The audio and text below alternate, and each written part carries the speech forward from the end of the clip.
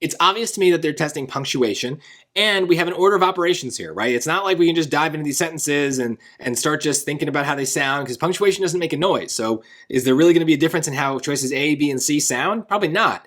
But if we see that one of the choices includes a semicolon, we now have a very easy thing to test. When we read, we're listening, do I have a complete sentence on either side of that semicolon? Because that's the rule for semicolons. So if the answer is yes, we're done. That's the answer.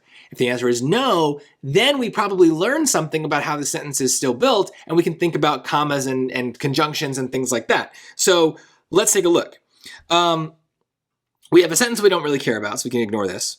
Clear glass, which is classified as transparent, allows all or almost all light to pass through. Now that's a sentence. And if it helps, you can ignore some of the extra clauses, right? We have the which is definitely going to introduce a little bit of a extra clause. We also have the parentheses. So clear glass allows all light to pass through. That's a sentence. Hopefully it sounds like a complete sentence. Now, if we pause long enough, let's hear if the other thing sounds like a sentence. Wax paper, which is classified as translucent, allows only some light to pass through. Again, if you want to, ignore the which clause. Wax paper allows only some light to pass through.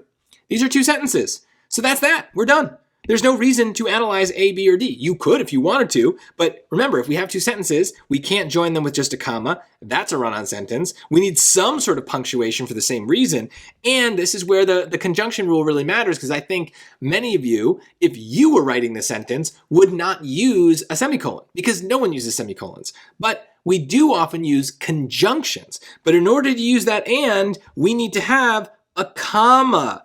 And gets a comma when it's joining two complete sentences. So D sounds fine, because that's maybe how you'd say it.